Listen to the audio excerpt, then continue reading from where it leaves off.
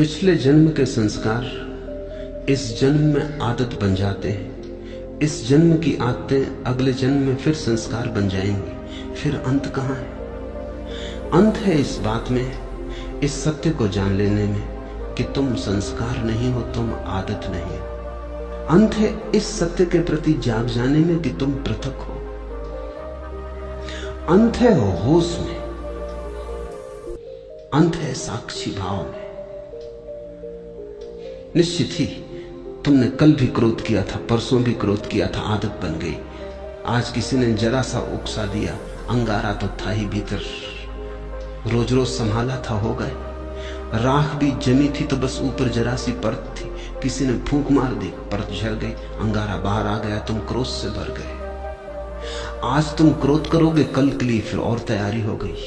ऐसे रोज रोज तुम अभ्यास बनाते जाओगे, संस्कार गहन होता जाएगा, और जितना संस्कार गहन हो जाएगा उतने ही तुम यंत्रवत हो जाओगे। कोई भी तुम्हारी बटन दबा दे तो क्रोध करवा दे, कोई भी तुम्हारी बटन दबा दे तो तुम प्रसन्न हो जाओ, कोई भी झुक के नमस्कार कर ले, तुम्हारी प्रशंसा कर दे तो तुम गदगद, कोई जरा गाली दे दे तो तुम जार जार, तुम यंत्रवत हो जाओगे। और बटने लोगों को पता हो जाती, सबको पता है एक दूसरे की बटने, कहां से दबा दो कि सब ठीक हो जाता है, कहां से दबा दो कि सब गड़बड़ हो जाता है। तुम मशीन हो क्या या मनुष्य हो?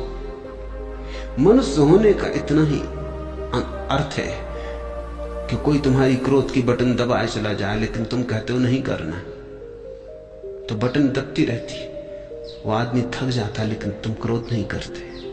तुम कहते हो मैं अपना मालिक हूं, जब करना चाहूंगा करूंगा, जब न करना चाहूंगा नहीं करूंगा। प्रतिक्रिया और क्रिया में यही फर्क है। प्रतिक्रिया में दूसरा मालिक है, तुम नहीं, और क्रिया में तुम मालिक हो, दूसरा नहीं। और बड़े मजे की बात है, प्रतिक्रिया बांधती है, क्रिया मुक्त करती है। जो अपने कर्म का मालिक है उसके कर्म का कोई संस्कार नहीं बनता, और जो अपने कर्म का मालिक नहीं है, जो प्रतिकर्म करता है, रिएक्ट होता है सिर्फ, उस आदमी के जीवन में बंधन बनते चले जाते, रोज रोज जाल मजबूत होता चला जाता। आखिर में तुम पाते हो तुम तो बचे ही नहीं, आदतों का एक ढेर, मुर्दा ढेर, जिसमें से जीवन कभी का उड़ चुका।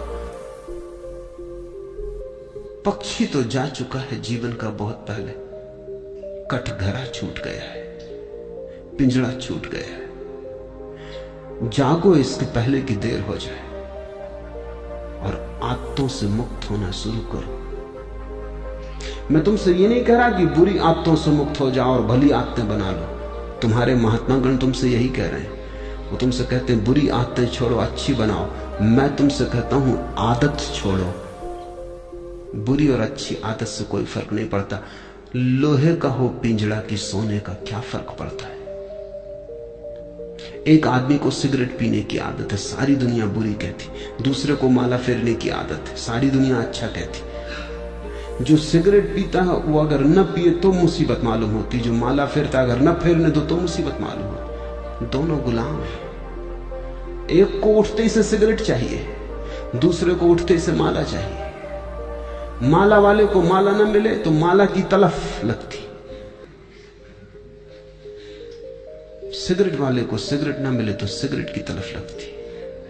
ऐसे बुनियाद में बहुत फासला नहीं है। सिगरेट भी एक तरह का माला फेरना है, धुआं भीतर ले गए बाहर ले गए, भीतर ले गए बाहर ले, मन के फिरा रहे बाहर भीतर। धुएं की माला है, जरा सूक्ष्म। कोई अपना कंकड़ पत्थर की फेर रहा है, जरा स्थूल है। असली सवाल आदत से मुक्त होने का है। मैं ये नहीं कह रहा हूं कि माला मत फेरो, मैं ये भी नहीं कह रहा हूं कि सिगरेट पियो, मैं ये कह रहा हूं कि तुम मालिक रहो। कोई आदत ऐसी ना हो जाए कि मालिक बन जाए। कोई आदत, मंदिर जाने की आदत भी मालिक ना हो जाए, ध्यान करने की आदत भी मालिक ना हो जाए। मालिक तुम ही रहो। मालकियत बचा के आदत का उपयोग कर लेना, यही साधना है।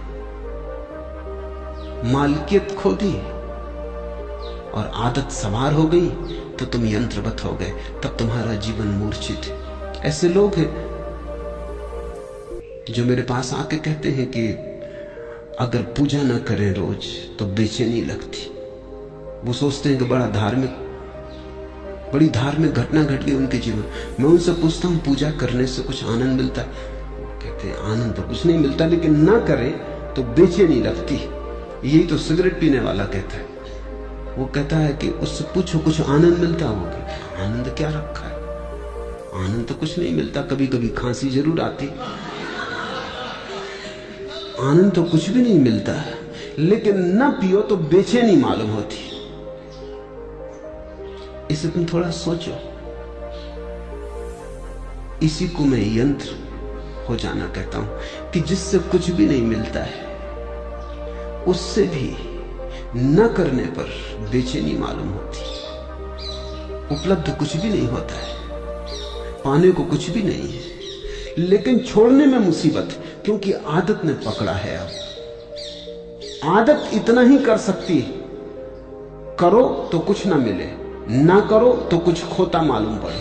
अभी बड़े मजे की बात है, जिस चीज को करने से कुछ नहीं मिलता उसको ना करने से खोएगा कैसे?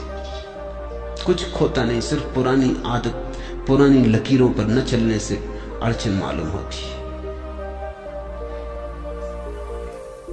मैं एक बहुत बड़े वकील को जानता था। उनकी आदत थी कि जब भी वो अदालत में खड़े होते, पैरवी करते, बड़े वकील थे, अंतर्राष्ट्रीय ख्याति के थे, और लंदन और पेकिंग और दिल्ली 3 जगह उनके दफ्तर थे। तो उनकी आदत थी कि वो अपने कोट का बटन घुमाने लगते थे जब अटक जाते। सभी की होती, कोई अपना सिर खुजलाने लगता है, कोई कुछ करने लगता है। उस आदत का भी वैसा ही उपयोग है जैसे बटन दबाने का। तो अगर जब भी उनके विचार उलझ जाते या कोई उत्तर न सूझता तो वो कोट का बटन घुमाने लगते। घुमाने से कुछ मिलता था ये तो पक्का पता नहीं, क्योंकि कोट का बटन घुमाने से क्या मिलेगा।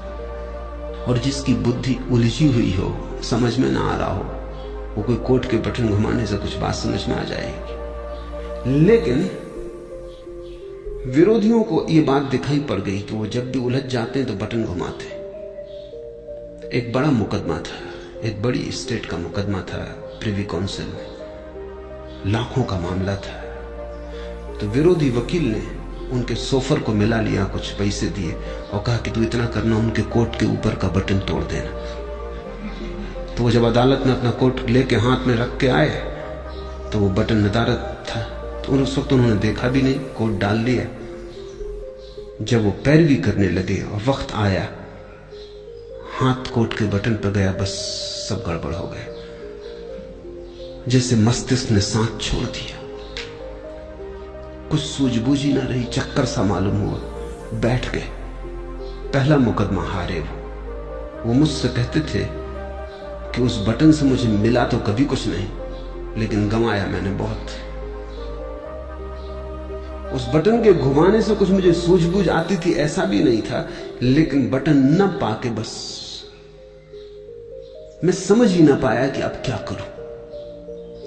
हाथ से जैसे कोई हथियार छूट गया।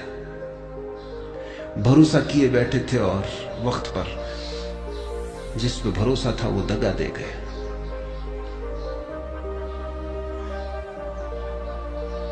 जिनको तुम आदतें कहते हो, बुरी हो या भली, इससे कोई भेद नहीं पड़ता है। सब आदतें मालिक हो जाएं तो बुरी हैं, तुम मालिक रहो तो कोई आदत बुरी नहीं।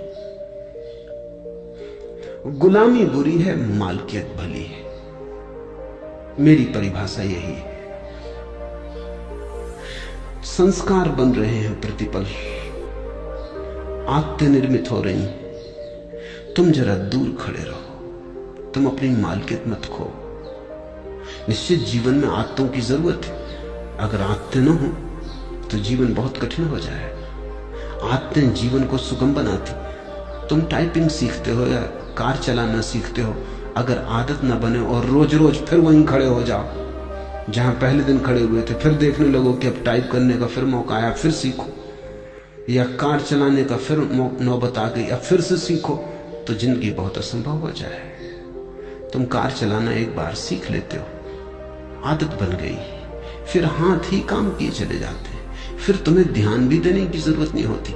ठीक ठीक ड्राइवर गीत भी गुनगुना लेता है, बात भी कर लेता है, रेडियो भी सुन लेता है, और कुछ तो ड्राइवर ऐसे हैं कि झपकी भी ले लेते और गाड़ी चलती रहती। जीवन में आदत की जरूरत है, बस ध्यान इतना ही रखना जरूरी है कि आदत मालिक ना हो जाए। मालिक तुम बने रहो तो संसार में कुछ भी बुरा नहीं, स्वामित्व तुम्हारा हो तो संसार में सभी कुछ अच्छा है। स्वामित्व खो जाए, तुम गुलाम हो जाओ, तो वो गुलामी चाहे कितनी ही कीमती हो खतरनाक है। हीरे जवाहरात लगे हों सींचों पर, जंजीरों पर, तो भी उनको आभूषण मत समझ लेना, वो खतरनाक है, वो महंगा सौदा है। अपने को गमा के इस जगत में कमाने जैसा कुछ भी नहीं। हाँ, अपने को बचा के जितना खेल खेलना हो खेल ले सकते हो। जब परमात्मा ही लीला कर रहा है तो तुम क्यों परेशान हो? लेकिन परमात्मा मालिक है, और जब तुम भी अपनी आत्माओं और संस्कारों के मालिक हो जाओगे तो तुम भी अपने छोटे से संसार में परमात्मा हो जाते हो। बुद्ध ने इसी को होश कहा है कि सब करना लेकिन होश पूर्वक करना। कदम भी उठाना तो होश पूर्वक उठाना, उठना बैठना लेटना होश पूर्वक।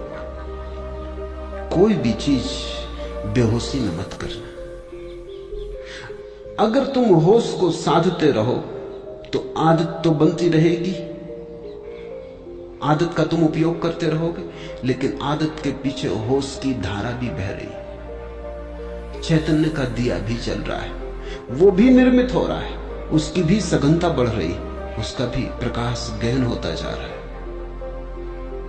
जीवन में सिर्फ आदतें ही आदतें रह जाएं तो आत्मा खो जाती है।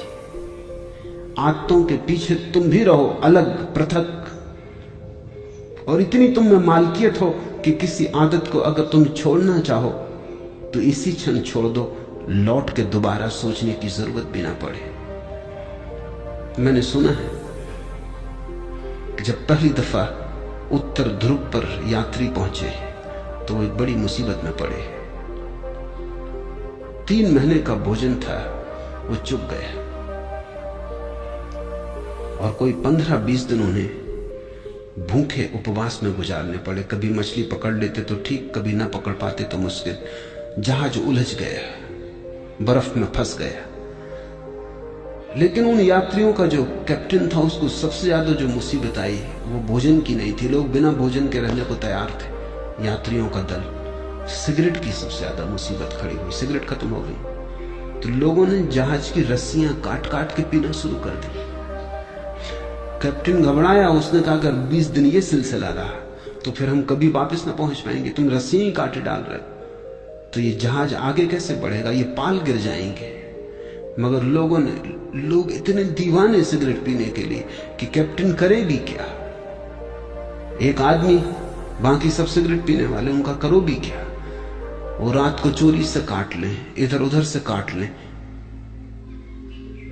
जब ये जहाज लौट के किसी तरह आया और इसकी अखबारों में खबर छपी तो एक आदमी ने अमेरिका में ये अखबार पढ़ते वक्त अपनी सिगरेट भी पी रहा था, अखबार भी पढ़ रहा था। उससे अचानक की बात अजीब सी लगी कि लोग गंदी रस्सियां काट काट के पी गए, वो भी चेन स्मोकर था।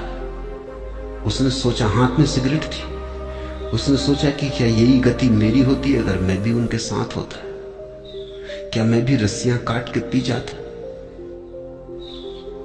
एक क्षण उसे ख्याल आया, उसने सिगरेट एस्ट्रे पर रख दी और उसने कहा अब इसको तभी उठाऊंगा जब मेरी ऐसी दशा आ जाए कि मुझे लगे अब मैं गंदी रस्सियां भी पी सकता हूं, नहीं तो नहीं उठाऊंगा। 20 साल बीत गए, वो सिगरेट अपनी टेबल पर ही रखे रहा। लोग उससे पूछते भी कि आधी जली सिगरेट यहां क्यों रखी। वो कहते कि इसको मुझे उठाना है किसी दिन, लेकिन उसी दिन उठाऊंगा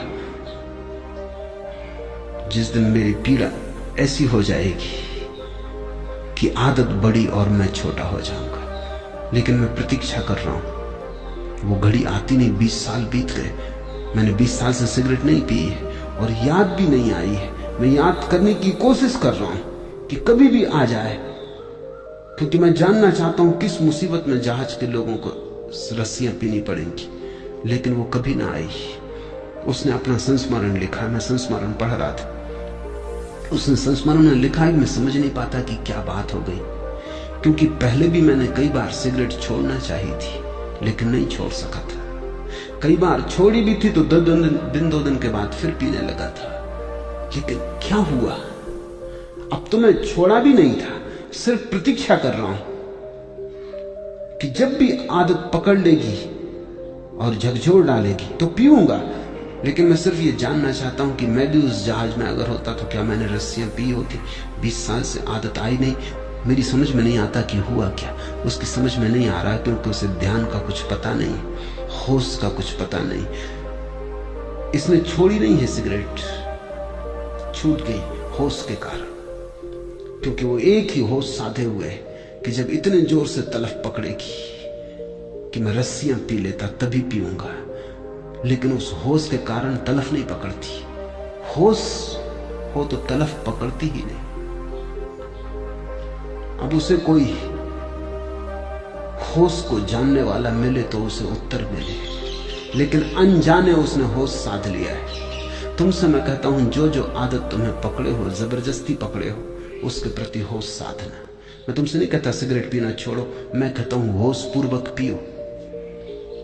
मैं तो यहां आश्रम में एक कमरा बनवाने जा रहा हूं जहां होश पूर्वक सिगरेट पीने वालों को सुविधा होगी कि वो जाके वहां सिगरेट जरूर पिए, लेकिन जितनी देर पिए उतनी देर ध्यान रखें। एक क्षण को भी बेहोशी में न पिए बस। फिर अगर पीना हो तो मजे से पिए, कोई हर्जा नहीं। लेकिन मैं जानता हूं अगर होश सज जाए तो ऐसी मूढ़ता कौन करेगा। ऐसी मूढ़ता तो बेहोशी में ही होती है। तो मैं तुमसे कुछ भी छोड़ने को नहीं कहता, क्योंकि मैं जानता हूं छोड़ने से कभी कोई छोड़ नहीं पाया। मैं तुमसे केवल होश साधने को कहता हूं, क्योंकि मैं जानता हूं होश साधने से जो भी व्यर्थ है अपने आप छूट जाता है और जो सार्थक है बच रहता है। होश आध्यात्मिक जीवन की आखिरी कीमिया है, अल्केमी है, वो रसायन है। उसके अतिरिक्त सब विस्तार की बातें। आज इतना है।